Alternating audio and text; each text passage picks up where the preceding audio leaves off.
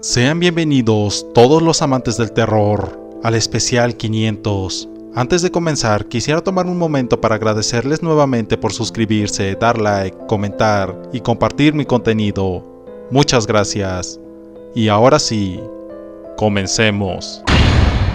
La última foto de Macy Deacon. A veces las cosas que más miedo dan en esta vida no son las que pueden llegar a pasar de manera concreta, como morir en un accidente o un secuestro, sino lo que sucede de manera inexplicable. Lo cual me hace pensar que a veces es mejor no jugar con aquello que no conocemos o es sobrenatural, aun cuando no creamos en ello. Siempre será mejor guardar algo de respeto. Esta historia es real. Se trata de las últimas fotografías que le fueron tomadas a una joven de apenas 11 años de edad. Su nombre fue Macy Deacon. 23 de octubre de 1991. La hermana mayor de Macy, Isabel Deacon, observaba desde su ventana a su hermana aparentemente discutiendo sola. Incluso parecía fingir que alguien la sujetaba con mucha fuerza. Isabel conocía mejor que nadie a su hermana. Esto le hizo pensar que estaba jugando con un amigo imaginario, como solía hacer otras veces. Isabel entonces decidió que sería divertido tomarle unas fotografías con aquella antigua, complicada y pesada cámara.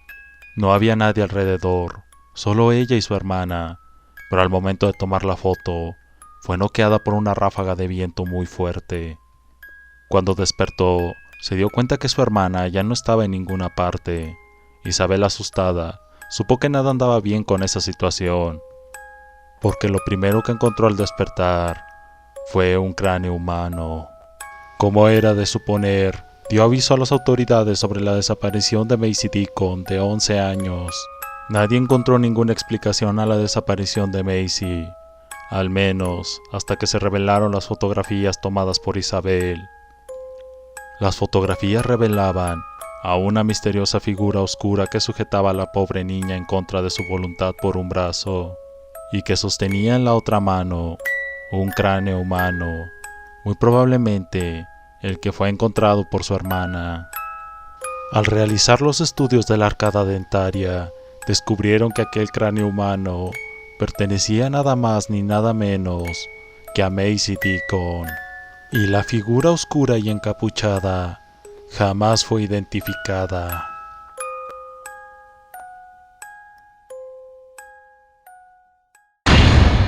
Una planta solitaria. En una ciudad cuyo nombre no vale la pena mencionar, vivía un anciano cuyo nombre tampoco tiene relevancia en la historia. Sin embargo, por lo que él podía recordar, él era parte del linaje de una familia aristocrática, separado a muy temprana edad del resto de sus hermanos, debido a una profunda resignación a participar en los negocios de sus padres. Se retiró a un pueblo escocés olvidado por la humanidad, donde dedicó el resto de su vida al área de la botánica. Para él, presumir del precioso jardín donde reposaban una variedad de plantas exóticas detrás de su casa era algo que estaba fuera de discusión. Lo hacía cada vez que podía, en forma de frases halagadoras hacia este. Aún así, para él no era un simple objeto que podía ser enseñado a los demás con el fin de ganar popularidad. Era una prueba de su amor hacia su trabajo y una conexión permanente con la naturaleza que tanto había anhelado desde pequeño. Aquella extensión cubierta de un verde brillante, que para los demás era solamente algo para admirar, era un verdadero vínculo que no deseaba romper. En uno de sus recorridos diarios por los rincones más profundos del terreno, donde la luz comenzaba a disminuir y las copas de los árboles amenazaban con tragarse el jardín entero, descubrió una especie de altar hecho con tablas de madera muy finas, siendo devorado por las enredaderas. En el centro se hallaba un pequeño vaso con un líquido de un olor enfermizo y color rojo oscuro, al lado de una planta tan amenazadora como bella. Sus hojas violáceas no hacían más que resaltar la parte seductora de su organismo, mientras que su tallo, cubierto hasta la punta de espinas afiladas, era una muestra clara de que estaba preparada para sobrevivir. El hombre, cansado ya de las especies repetitivas que había visto a lo largo de aquel vivero, a pesar de su hermosura, utilizó el recipiente con el líquido para transportar a la flor arrancada hasta la casa. La llevó todo el camino, escondida bajo su amplia chaqueta, por si resultaba sensible a la luz del sol. Una vez estuvo dentro de su salón, hecho en su totalidad por la madera de los árboles que limitaban el jardín, se tomó la molestia de buscar en cada libro de botánica que había en su biblioteca la especie a la que aquella planta pertenecía.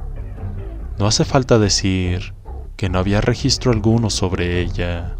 Tras haberla plantado en una pequeña parcela apartada que tenía dentro de la casa como un invernadero, se sentó en el escritorio de su oficina y se puso a revisar cada texto antiguo sobre flores no descubiertas y otras que probablemente ni siquiera existían. Pasó desde modernos libros de botánica hasta manuscritos arrugados sobre bestias con forma de planta. Ninguno de los tétricos dibujos que representaban aquellas irreales criaturas se asemejaba un poco a la flor que había obtenido un par de horas antes. Ninguna descripción en idiomas olvidados lograba adecuarse a su aspecto. La respuesta la halló cuando volvió a dar un paseo por el jardín y decidió desmantelar aquel altar donde había encontrado la flor, con el propósito de usar los materiales para armar algo más útil. Dentro de una pequeña caja que servía como mesa para colocar las ofrendas, frente a la tarima donde originalmente había estado el objeto, se encontraba una hoja a punto de ser devorada por la tierra húmeda, cuyas palabras eran casi ilegibles.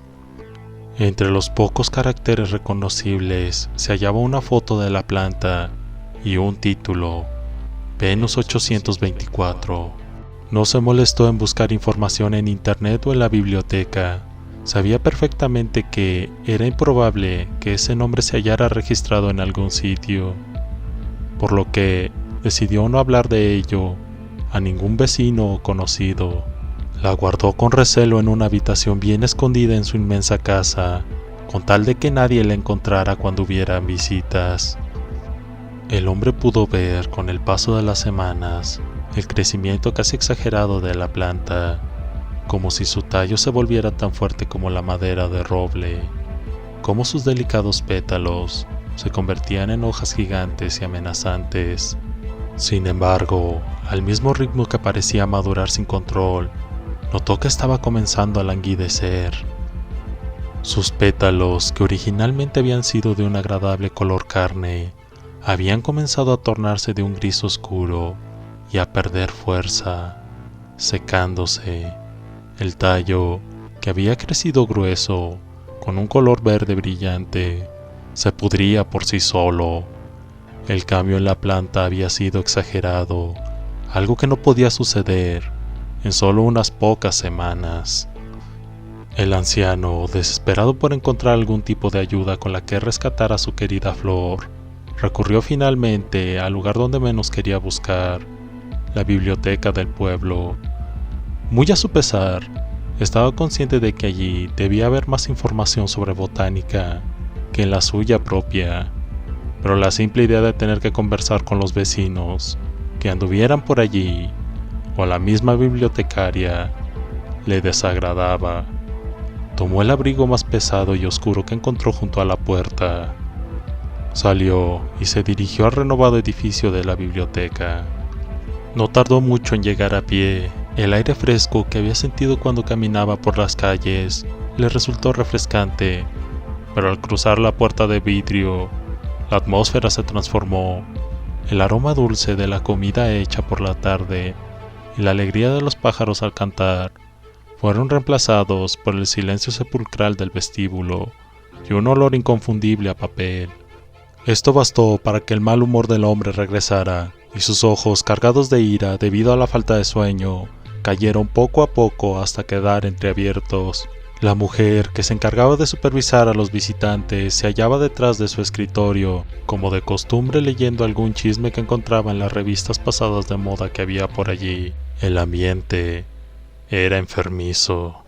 El viejo señaló a cada cartel pegado en las inmensas estanterías, buscando alguno que le indicara la sección de botánica. No tardó en encontrarla. Se escurrió por el oscuro pasillo y metió en la canasta de paja que había llevado cada libro que hubiera encontrado interesante o contuviera alguna información que desconocía. La bibliotecaria, sumida en su propio universo asqueroso de revistas antiguas, no se molestó en fijarse si el anciano se había llevado algo o no. De vuelta en su hogar, hojeó cada volumen grande que había tomado en busca de cualquier indicio sobre cómo tratar con algo llamado Venus 824, o al menos la especie a la que pertenecía. Cada página acerca de plantas ficticias con gigantescas fauces y el tamaño suficiente para aplastar un elefante no hacían más que confundirlo cada vez más, puesto que pocas veces se había sumergido en la literatura por placer. Pasó de los más modernos registros del reino vegetal a la más hórrida mitología lovecraftiana, donde apareciera la palabra planta. La respuesta la encontró en un cuaderno de cuero sin nombre, donde el primer artículo se titulaba Mandrágora. Como era de esperar, el anciano ya había oído acerca de las míticas mandrágoras y de su alimentación hemotófaga, puesto que solo podían ser nutridas con sangre humana. Es más, una de esas raras plantas solo podían ser originadas cuando esos fluidos caían en la tierra. Por eso era frecuente encontrarlas debajo de los patíbulos. En un principio, tuvo en cuenta dejarla en el sitio donde la había encontrado, porque de algún modo había podido sobrevivir en ese ambiente, pero no quería alejarla de su hogar. Era demasiado bella para dejarla a su suerte e inferir en la posibilidad de que muriera. Pasaron años y años, y parecía que la planta había vuelto a su estado normal, y es más, había encontrado el ápice de su crecimiento. En la maceta donde antes había estado una delicada flor hematófaga, se encontraba un poderoso árbol carnívoro, cuyas hojas se habían convertido lentamente en enredaderas que envolvían el precario invernadero donde residía. En contraste al brillo que desprendía su tallo verde lima y la habitación cubierta de sus raíces, parecía que la mansión donde habitaban ella y su dueño comenzaba a transformarse en una casa de fantasmas. Las paredes de ladrillo blanco, que daban un aire medieval, habían sido lentamente perforadas por la destrucción, el descuido y las mismas ramas de la mandrágora. Las ventanas habían sido tapiadas con madera, acero y cualquier material que sirviera para que la luz no se filtrara y fuera capaz de dañarla. El mobiliario parecía casi intacto, salvo por el polvo que lo cubría, pero cuando un simple cajón de un armario se abría, un ejército de ratas invadía la habitación. Pero la parte más penosa del aire pesado que invadía el ambiente era el propietario, cuya vivaz mirada había caído hasta el punto de observar la inmensidad del vestíbulo, sin ningún propósito, sentado en una silla mecedora. Se encontraba incapaz de moverse. Sus brazos, que habían sido gruesos debido a su sedentarismo, eran carcomidos por el tiempo, reducidos a huesos y carne arrugada. Su prominente barriga había desaparecido por completo, al igual que su cabello canoso. Un tentáculo viscoso de color violáceo se acercó con movimientos seductores hacia el hombre, se introdujo en su brazo y comenzó a absorber los nutrientes que necesitaba. El viejo comenzó a resoplar. Intentó decir algo con un hilo de voz, pero le fue imposible. Me seguirás manteniendo, ¿no es así, querido? Estaba consciente de que cuidarla podía ser perjudicial para su salud, pero ¿qué hacer si no, más que cuidar aquella preciosa planta?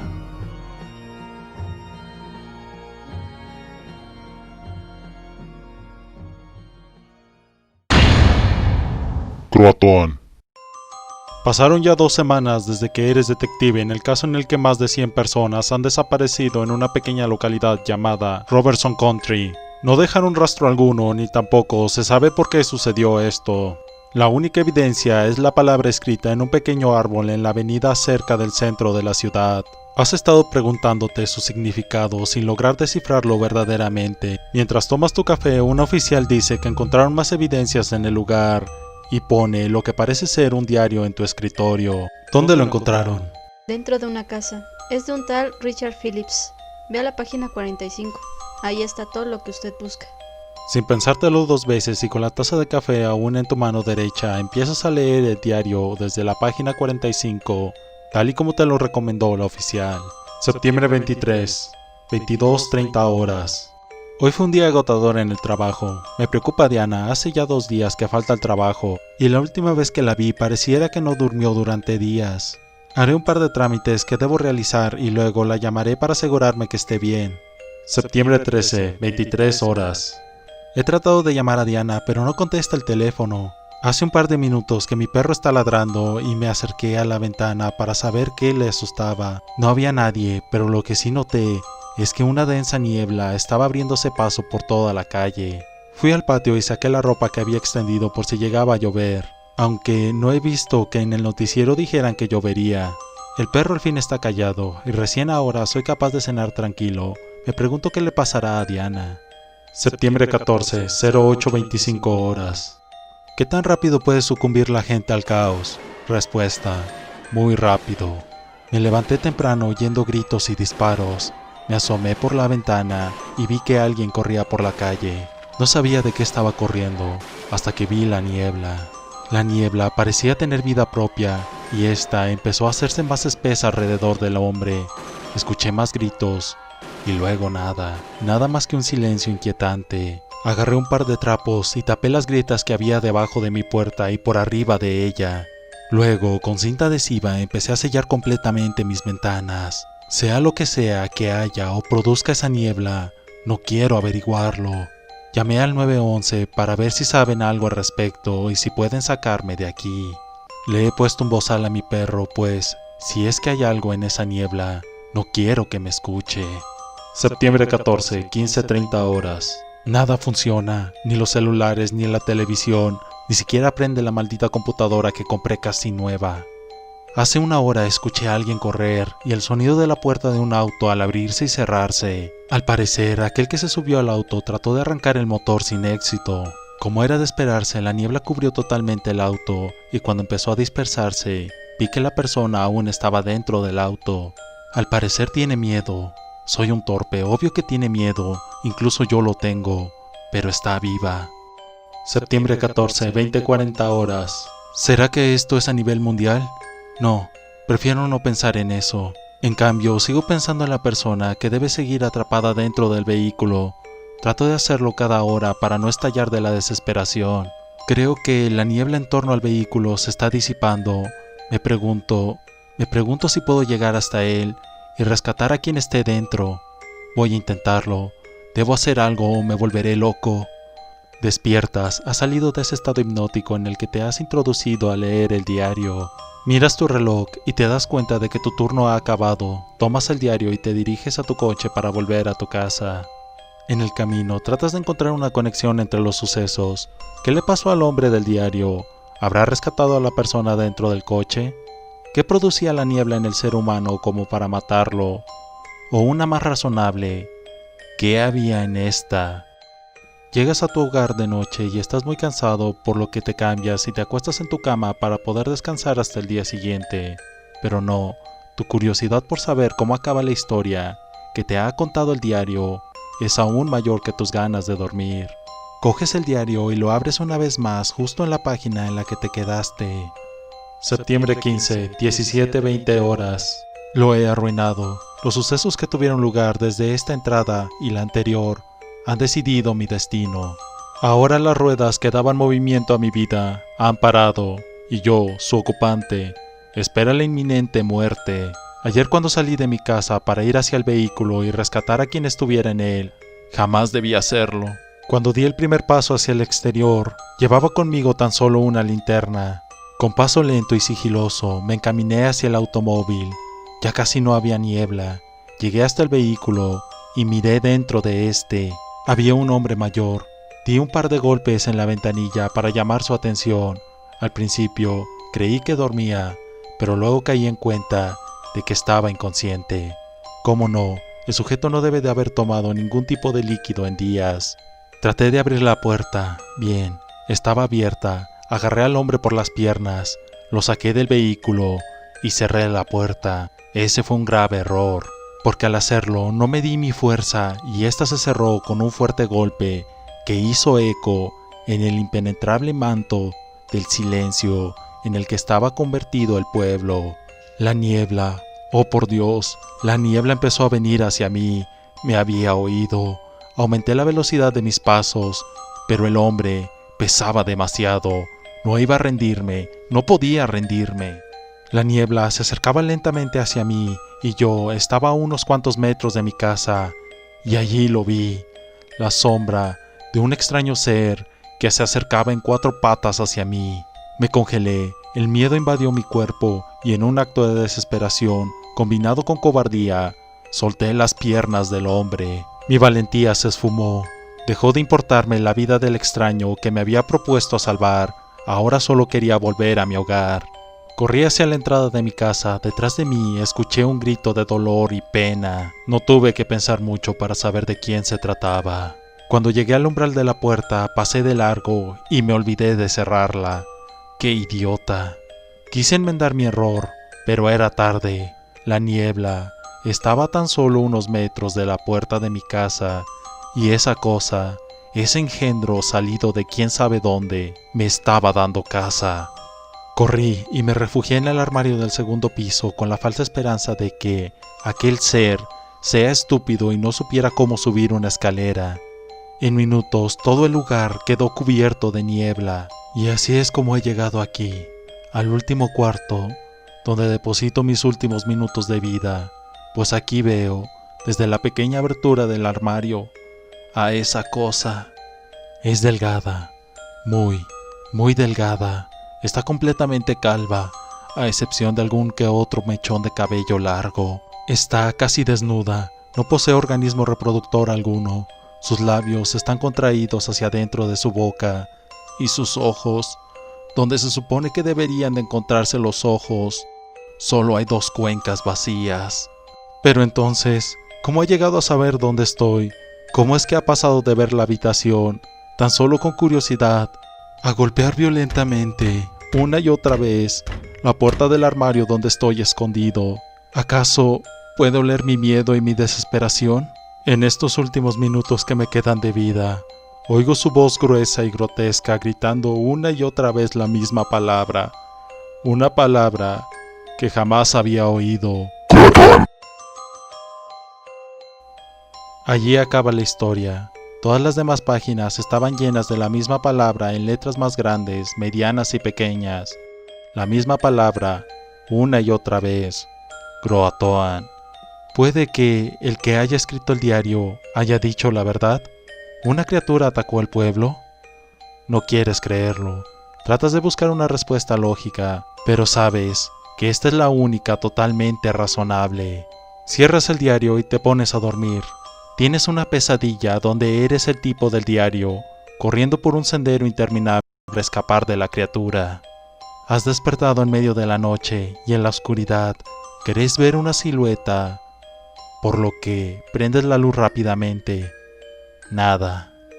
Decides ir a buscar algo que tomar y así despejar la mente, pero escuchas sonidos detrás de ti, por lo que sacas tu pistola reglamentaria y apuntas hacia la oscuridad. Nada. Regresas a la cama. Mientras duermes, tratas de conseguir un sueño tranquilo, alejándote de todo lo que has visto y oído el día de hoy. No has visto ni oído nada. Solo fue tu mente, tu imaginación, una alucinación. Pero, ¿qué tal si no? ¿Y si al leer el diario trajiste una presencia no deseada a la casa? No, imposible. Te duermes. Al despertar, te fijas en tu escritorio de trabajo. No está, el diario no está, pero te das cuenta de algo. algo que te eriza hasta el más minúsculo vello de tu piel. En el escritorio hay una inscripción donde antes estaba el diario, y esta dice: Croatoan.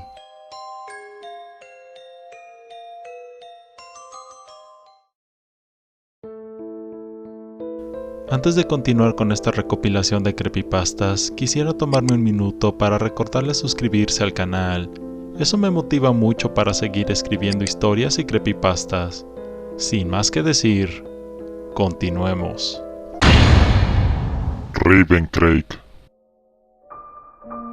Ravencrake es descrito en el libro de Fallen 3 como un lugar muy peligroso, hogar de una extraña y horrible criatura, la cual fue profanada para construir un pueblo cerca de un río lleno de riquezas minerales y con mucha actividad para la pesca.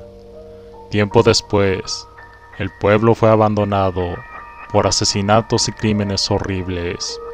Todo indica que la mayoría de los asesinatos ocurrieron en la iglesia, ubicada en el centro del pueblo. Pero lo que no se sabe es que Ser vive allí, y no fue hasta que se conoció la anécdota de una persona que sobrevivió al horror que se encuentra en Ravencrake, que un poco de luz finalmente cayó en el misterio. Conducía hacia Peach Creek. Mis padres llegarían unos días más tarde de lo normal, y tenía que llevar a mis hermanos a la casa de mis abuelos, pero no me quedé mucho tiempo, pues estaban discutiendo, y decidí salir a dar un paseo, intentando buscar algo nuevo. Vi un sendero con muchas señales de peligro, pero no regresé. Cada vez era más difícil seguir avanzando. La niebla era más densa, hacía más frío, y sentía que alguien me veía. Entonces escuché un grito, y corrí pensando que alguien era atacado por un animal salvaje. Pero cada vez que me acercaba, este se hacía más bajo, y mis huellas se borraron, y se escuchaban unos grandes susurros de ultratumba. Avancé un poco más, esta vez caminando, y lo vi. Era un extraño pueblo que lucía abandonado. Me acerqué hasta un letrero que se hallaba a un costado, y leí su nombre en voz alta: Ravencrake. Por tonto que parezca, decidí investigar el lugar. Las casas estaban abandonadas, pero escuchaba susurros, como de gente conversando. Estaba a punto de entrar en una de las casas, cuando escuché nuevamente el grito que me había llevado hasta ese lugar. Pero además, escuché también el sonido de las campanas de la iglesia, así que me dispuse a ir para allá. Pero para eso tuve que atravesar un cementerio. Mientras lo hacía, miré las lápidas. Todas tenían el nombre, fecha y causa de muerte de las personas. Pero hubo algo que me llamó la atención y que también me provocó un terrible escalofrío, ya que muchas personas habían muerto por la misma causa. En las lápidas se leía: fue asesinado por el Dos Bocas. En un primer momento quise pensar que el Dos Bocas era una especie de asesino serial, pero al ver los años de muerte de sus víctimas, comprendí que eso era imposible. No perdí más tiempo y caminé hasta la iglesia, cuya puerta estaba abierta y arañada por una criatura que no pude identificar. Algunas velas estaban encendidas, lo que significaba que, en definitiva, alguien se encontraba en el lugar. Al mirar los muros de la iglesia, me asombré y aterré a partes iguales, viendo en los muros extrañas pinturas arcaicas que mostraban a un ser de horror indecible. De repente, se oyeron unas risas dentro de la iglesia y pensé en retirarme, pero de pronto el grito se unió con la risa, combinándose de tal modo que sentí que mi corazón se salía de mi pecho. Mirando sobre mi hombro, vi cómo las puertas se cerraban y vi algo moverse. Esa criatura carcajeaba y gritaba mientras golpeaba las bancas de la iglesia. Yo no lo soporté más. Corrí por un costado, alcancé la puerta y salí de la iglesia. Mientras corría a la salida del pueblo, escuchaba nuevamente las risas y gritos a mi espalda, pero me obligué a no mirar atrás hasta llegar a Peach Creek. Mi familia lucía preocupada y me preguntaba dónde me había metido. Yo respondí que me fui unos minutos. Estaba seguro que solo me había ido unas cuantas horas, pero al ver el reloj me percaté de que habían pasado casi 6 horas desde que había salido de la casa. No podía ser posible, pero lo que en realidad me preocupaba eran los gritos y risas que aún resonaban en mi cabeza. Decidí no decir nada hasta después de Navidad. Esa misma noche no podía dormir por lo que había vivido ese día. Escuchaba de manera tenue aquella risa y gritos. Pensé que era mi mente jugándome una broma, por lo que decidí ignorarlo y dormir. Pero sentía que algo susurraba en mi oreja toda la noche. Al día siguiente, pasé todo el día ayudando con los preparativos. Cuando regresé a casa después de comprar una botella de vino, la niebla regresó y la luz del pueblo desapareció. Escuché un grito que venía de la casa de mis abuelos. Corrí desesperado. Al abrir la puerta, todo estaba destrozado y no había nadie. Pero después escuché el grito de uno de mis hermanos. Yo corrí hacia el bosque, siguiendo los gritos de mi hermano menor, pero también escuchaba los gritos de mi hermana, y llegué hasta el pueblo de Raven Creek, y llegué hasta la iglesia. Sus gritos provenían de su interior.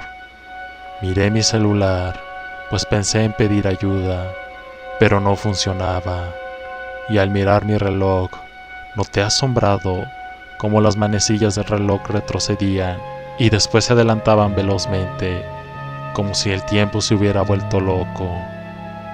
Pero no tenía tiempo, así que decidí buscarlo solo. Los gritos de mis hermanos aún se escuchaban fuertemente, pero no podía verlos.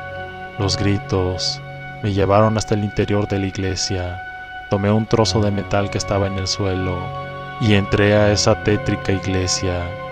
Los gritos se detuvieron y aquella espantosa risa volvió a escucharse nuevamente, pero esta vez se escuchaba más cerca de mí. Del otro lado de la iglesia pude ver una criatura que se acercaba hacia mí y por fin pude ver qué era eso. Pude ver quién era aquel que se burlaba de mí. Cubierto con ropas negras, solo pude ver sus ojos negros y sus 2 bocas. Una de ellas emitía aquellas aterradoras risas y la otra estaba inversa y por encima de sus ojos. Aquella otra boca emitía aquellos gritos, los gritos de mis hermanos. Aquello se abalanzó sobre mí y solo pensé en correr. En algún momento me desmayé por las heridas provocadas por el 2 bocas. Me desperté el 25 de diciembre en el sofá de la casa de mis abuelos y me dijeron que me habían encontrado a 1 kilómetro de ahí, en el bosque. Mis hermanos estaban bien, pero la casa estaba destrozada. Mis padres dijeron que seguramente lo había hecho un oso. Pero yo jamás volví a Raven Creek, ni investigué acerca de lo que vi. Jamás quiero volver a ese bosque. Cada año recuerdo lo que escuché entre gritos y risas aterradoras. Aquello que me dijo la criatura llamada 2 bocas. Lo que me dijo fue: No vuelvas.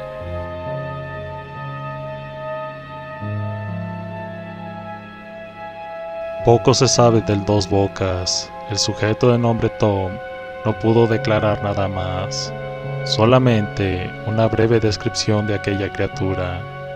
No tenía nariz u otras facciones faciales, más que las dos extrañas bocas y los ojos negros. Pudo decir que sus pisadas eran planas y tenían una forma extraña. Sus heridas fueron provocadas por afiladas garras. Lo extraño es que solo eran 3 marcas por herida, haciendo pensar que el Dos Bocas solamente tiene 3 garras largas. El libro de Fallen 3 menciona muy poco de la criatura. Se dice que nadie ha podido estudiarla porque es sumamente peligrosa. Investigaciones revelan que el pueblo de Raven Creek fue construido sobre un extraño terreno cerca del río, pero varios pobladores de un pueblo cercano llamado Beach Creek advirtieron que no era buena idea, ya que era el hábitat de una criatura que había estado ahí desde hace mucho tiempo. Decían que la criatura no era hostil y solo cazaba cuando tenía hambre, y que era capaz de imitar sonidos extraños para atraer a sus presas. Se dice que cuando Raven Creek fue construido, la criatura se molestó por la disminución de espacio y a falta de comida, comenzó a engañar a las personas, imitando gritos e incluso voces humanas. Pero nadie sabe por qué imita esa extraña risa. Dicen que esa risa la aprendió desde mucho antes de que las tierras fueran pobladas. Dicen que es el sonido que emite al asesinar a una víctima. Su risa no la usa para asustar, es un gesto de placer por lo que hace. El libro de Fallen 3 solamente dice lo siguiente en sus últimas líneas: no es un animal salvaje, es un ser que disfruta de asesinar. Su risa lo dice todo.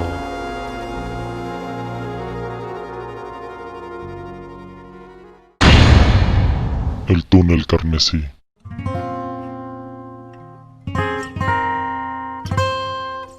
Tres jóvenes caminan por las vías de un tren.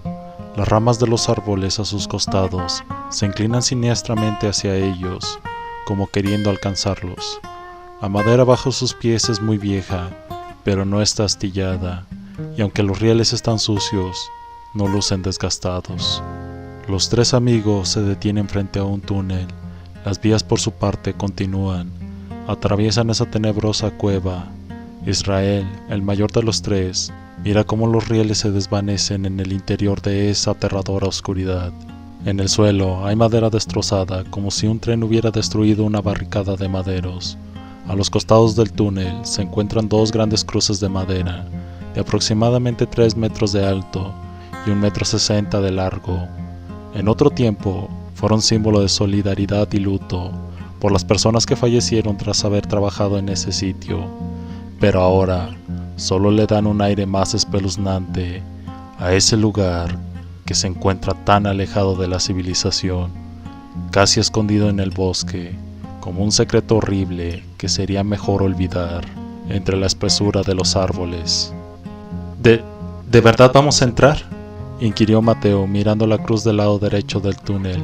Esta se encontraba ligeramente torcida y bastante más deteriorada que su semejante del lado contrario. «Claro que vamos a entrar», respondió Ben. «Tú conoces bien el mito. Si llegamos al otro lado, seremos leyenda. Imagina la fama, las historias que les contaremos a las señoritas en el bar. Ellas enloquecerán por nosotros». «Sí, tienes razón», dijo Mateo con una ligera sonrisa. «¿Pero tú qué opinas, Israel? ¿Continuamos?». No hubo respuesta. La pregunta simplemente quedó en el aire. Israel miraba fijamente la oscuridad de la cueva. Su cuerpo estaba ahí, junto a sus amigos, pero su mente estaba a cientos de kilómetros de ellos, y a 9 años en el pasado. Israel se vio como un niño, sentado en el regazo de su abuelo, pidiéndole una historia de terror para dormir. Su abuelo Un hombre alto, de melena blanca y larga, lo vio con ojos nubosos llenos de cataratas. El anciano, que ya era casi ciego, le dijo: ¿Una historia de terror? Sí, cuéntame una, muy aterradora, por favor, suplicó el joven Israel. Vale, está bien, pero no le digas a tu papá que te conté esta historia. No te preocupes, abuelo, te juro que no le diré nada, pero por favor, cuéntame una historia de miedo. Bien, tranquilo, vaquero. ¿Conoces la historia del túnel carmesí, verdad? Sí, todos la conocen, abuelo. Dicen que está embrujado y que si entras no sales.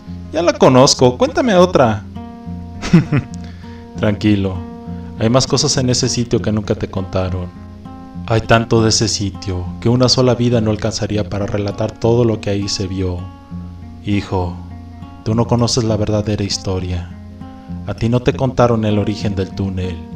¿Y qué pasó con todos los hombres que trabajaron en ese sitio? Tú no sabes lo que pasó con aquel tren. Tú no sabes qué fue lo que se asomó esa noche de diciembre. Tú no sabes todo eso, dijo el viejo casi frenéticamente. Su rostro amable se fue perdiendo con cada palabra, e Israel lo notó, y ya estaba muerto de miedo, antes de que su abuelo siquiera comenzara con la historia. Pero no lo detuvo, y ese fue su primer error. El viejo continuó hablando. Quizás, de haber visto el rostro de su nieto, habría parado, pero no pudo verlo. Para llegar a la ciudad de San Clemente es necesario hacer un viaje de 6 horas, cosa que nadie quería hacer, menos hace 100 años, por lo que se decidió perforar la montaña de la Cruz Carmesí. Un tren de carga pasaría por el interior de la cueva y además estaría enganchado a media docena de vagones para pasajeros.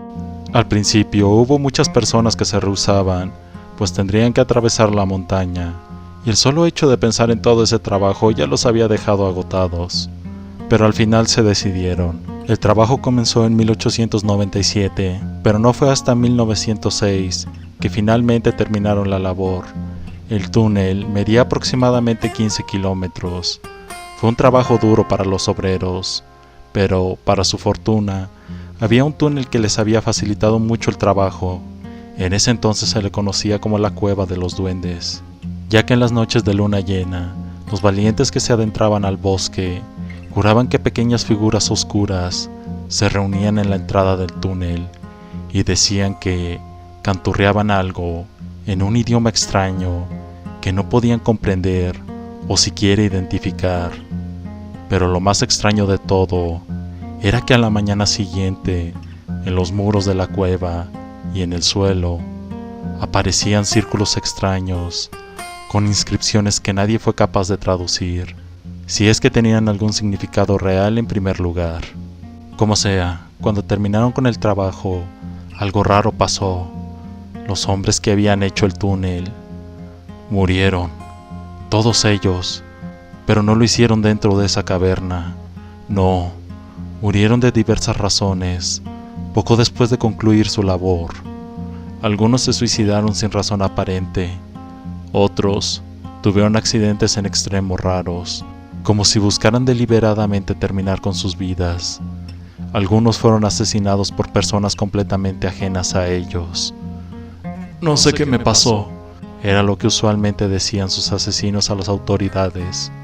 Pero lo más extraño de todo fue que todos murieron exactamente 6 días después de haber terminado el túnel, que ahora se llamaba Carmesí, por la montaña y por la gran cantidad de arcilla roja que se extrajo del interior.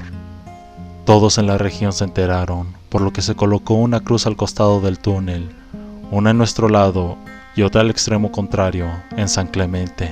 Fue lamentable, pero el trabajo no paró. Se comenzaron a colocar las vías y casi 4 años después, el trabajo concluyó. Era el año 1909, pero se había decidido que el viaje inaugural sería hasta el 1 de enero de 1910. Nadie tuvo objeción. Después de todo, solo faltaban 4 meses. Pero la maldición del túnel atacó de nuevo. 6 días después de haber terminado de colocar las vías, todos los obreros que habían trabajado en el túnel Carmesí murieron, pero esta vez por un único motivo. Todos los hombres murieron quemados. Todos. No hubo ninguna excepción. Algunos fallecieron en sus casas y otros tantos en las calles. Pero lo más terrorífico de todo fue lo que sus amigos y familiares decían. Ellos aseguraban que el fuego había empezado de la nada, que los hombres comenzaron a sentir un intenso dolor en el estómago. Incluso algunos llegaron a arañarse el vientre con las uñas, desesperados por el terrible dolor que los aquejaba. Y después, cuando el ardor era totalmente insoportable, algo aún más horrible y extraño ocurría. Como si el fuego iniciara desde sus intestinos, los hombres morían quemados con ese fuego que provenía de su interior. Y ese misterioso fuego no se podía extinguir. En pocos segundos envolvían completamente a sus víctimas, y aunque muchos se encontraban recostados en sus camas, las mantas no se incendiaron con ellos. Al igual que la vez anterior, se colocó una gran cruz al costado del túnel, pero esta vez del lado contrario, y como puedes imaginártelo, en el pueblo todos pensaban que el túnel carmesí estaba maldito. Pero eso no bastó para impedir que el viaje inaugural se realizara en la fecha prometida. Es decir, por más lamentable que fuera el acontecimiento, la maldición ya había terminado. Nadie tendría que entrar a trabajar, ya solo era necesario sentarse y esperar unos minutos para salir del otro lado, ¿verdad? Pero fue un error. Era el 1 de enero de 1910. En ese primer viaje no llevaba ninguna carga. La gente en la multitud y en el tren estaban contentas y emocionadas. Todos parecían haber olvidado lo ocurrido 4 meses atrás. El tren inició su marcha. Solo le tomaría 20 minutos llegar al otro lado, por lo que en San Clemente muchas personas se encontraban al otro lado para darles la bienvenida a los afortunados que pudieron disfrutar el primer viaje en el interior del túnel carmesí. Tras 30 minutos, el tren aún no salía. Después pasaron otros 20 minutos y el tren no aparecía.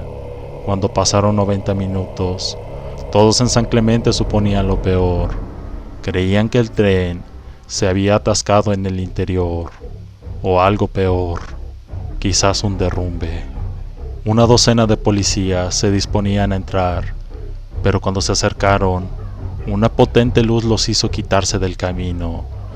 Pero nadie se alivió al ver esa luz, ni siquiera yo, que apenas era un niño. El anciano hizo una pausa larga. Nadie se alivió, porque esa luz era roja, roja como el fuego del infierno. Lastimaba la vista.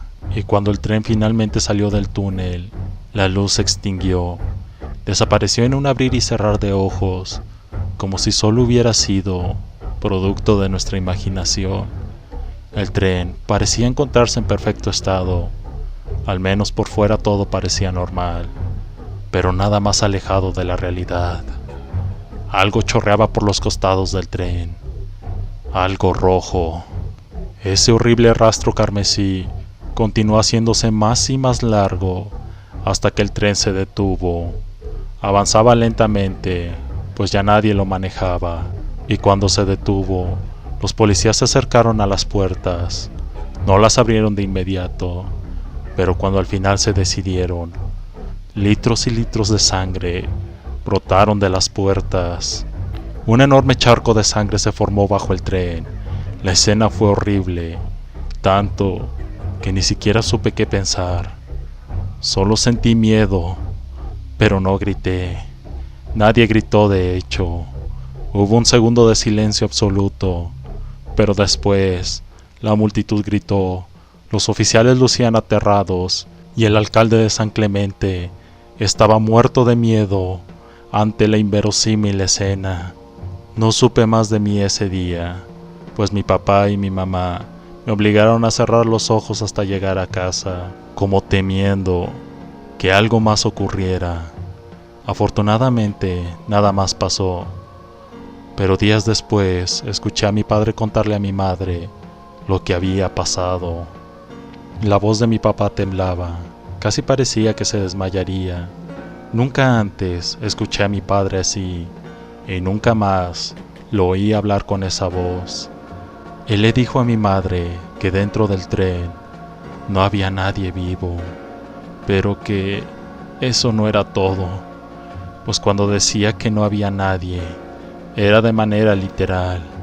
No se encontró ningún cuerpo, ni huesos o carne, solo había sangre y ropa. Fue como si algo hubiera entrado solo para arrebatarles de un tirón sus esqueletos y músculos, pero de algún modo la sangre se quedó ahí. ¿Cómo es posible?, dijo mi padre a mi madre. Vi cómo mi mamá temblaba. Ella no quería escuchar más, pero se obligó a preguntar por más detalles. Mi padre movió la cabeza de un lado a otro, pero continuó hablando. Sí, en el techo de uno de los vagones había un enorme agujero, pero solo en uno de ellos. Yo comencé a temblar como nunca lo había hecho y no lo soporté. Entré llorando a la habitación de mis padres y le pedí a mi papá que dejara de hablar. Él calló y no volvieron a hablar del tema. Y con ese único viaje, el túnel carmesí dejó de ser utilizado, o debería decir que solo los trenes dejaron de pasar por ese sitio maldito. Durante los 20 años siguientes, muchos intrépidos, principalmente aventureros de otras ciudades, acudían al túnel carmesí en búsqueda de aventuras, pero nadie salía. Todos los idiotas que entraban se quedaban en ese sitio. ¿Qué les había pasado? No lo sé. Seguramente murieron. El problema llegó a tal punto que las autoridades decidieron cubrir la entrada del túnel con tablas y rocas. Y aquí es donde yo entro, dijo el viejo con voz nerviosa. Pasó la lengua por sus labios secos, mientras intentaba recordar bien esa última parte. En ese entonces yo ya no vivía en San Clemente. Me había mudado a esta ciudad. La labor para cubrir el túnel cayó en mí y otros 5 compañeros, pero ya solo recuerdo a uno de ellos, a Fernando. Era un idiota. El anciano cayó de nuevo, pero esta vez parecía que era por respeto. Trabajamos todo el día, era el 15 de diciembre. Habíamos cubierto casi toda la entrada a la caverna. La noche llegó especialmente pronto ese día. Todos nos apresuramos, no queríamos congelarnos con el frío de la noche. Pero algo raro pasaba. Ninguno de los 6 teníamos puestos nuestros abrigos. Es más, sudábamos como si trabajáramos bajo el sol de verano. Me puse nervioso en cuanto me percaté de que el túnel era el responsable. De la caverna emanaba un calor sofocante, casi como si una criatura colosal exhalara. Les dije a todos que mejor nos fuéramos. Casi todos aceptaron. Quizás también se habían percatado, ya que tomaron sus cosas y se alejaron de la entrada del túnel. Pero 2 de ellos no querían irse aún. Decían que era mejor acabar hoy, para no regresar mañana. Uno de ellos era Fernando. Él se encontraba a unos 3 metros de la entrada del túnel cuando vimos esa cosa. La frente del viejo estaba perlada por el sudor, pero no dejó de hablar. Dentro de la caverna, asomándose sobre la barricada que habíamos hecho, se encontraba un ser gigantesco, de piel roja y brillante, como si generara su propia luz. Esa cosa tenía la cabeza alargada, como la de una cabra. Contaba con 2 largos cuernos, pero no tenía ojos o boca. Era solo una silueta roja, inexpresiva, grande e intimidante. Parecía haber salido de una pesadilla. Uno de mis compañeros le gritó a Fernando, quien al ver nuestras caras se petrificó por un segundo. De a poco miró sobre su hombro, levantó la vista y él lo vio también. Gritó como nunca antes escuché gritar a alguien. Se alejó del túnel corriendo, pero no fue lo suficientemente rápido. La criatura dio una zancada enorme. Sus piernas eran extrañas, demasiado largas e inhumanas.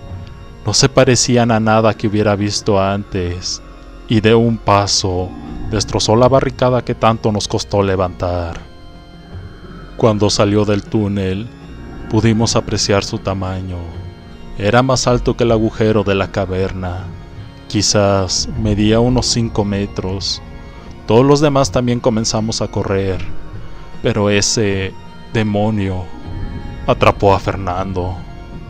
Lo oí gritar nuevamente, pero esta vez sonaba sofocado.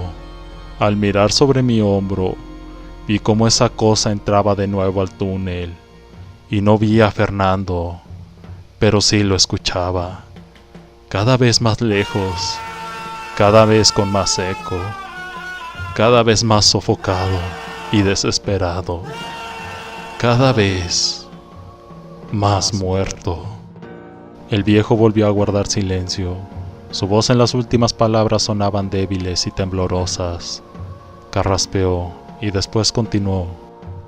Fue imposible tapar las entradas a la caverna. Siempre que alguien las ponía, algo las destruía desde dentro. Por eso, aún hoy, se puede entrar al túnel, desde aquí, desde San Clemente. Y como supondrás, aún hay idiotas que entran al túnel carmesí. Y bueno, eso es todo, o al menos todo lo que yo recuerdo. El viejo miró a Israel. El anciano dibujó una sonrisa, pero por sus mejillas rodaban un par de lágrimas. ¿Ya estás listo para dormir? ¡Israel! ¡Israel! ¿Continuamos? ¿Ah? Los gritos de Mateo finalmente hicieron reaccionar a Israel. Sí, continuemos.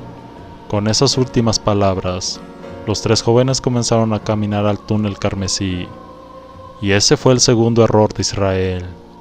Mientras pasaban entre las cruces de madera y se adentraban en la oscuridad, Israel dijo una última cosa, pero en un tono tan bajo que ninguno de sus amigos lo escuchó. Abuelo, yo soy un idiota también.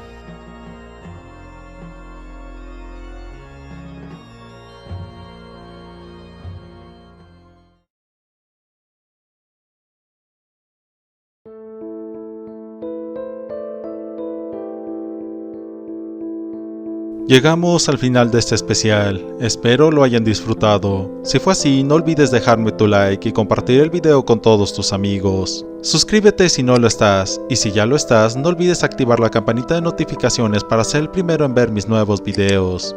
Y también tengo Facebook, por favor únete para hacer crecer esta comunidad. El siguiente especial será cuando lleguemos a los 1000 suscriptores.